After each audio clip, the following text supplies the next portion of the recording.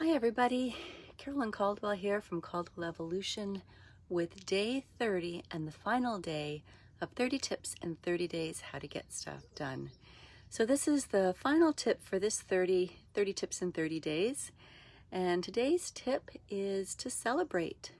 Celebrate all of your wins, no matter how small or how grand. If you've been able to get something done that's stumbled you previously, then absolutely celebrate. If you've been able to get a few things done in one day that you had been struggling to get done, then celebrate. If you've been able to get through a project, celebrate.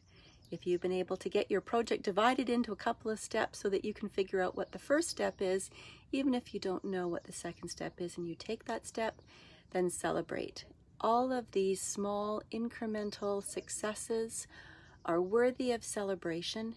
The more you celebrate, the more you give yourself a pat on the back. The more you give yourself a pat on the back, the more you tell yourself that you're worthy. The more you tell yourself that you're worthy, the more likely you are to try again. And the more often you try, the more likely you are to succeed.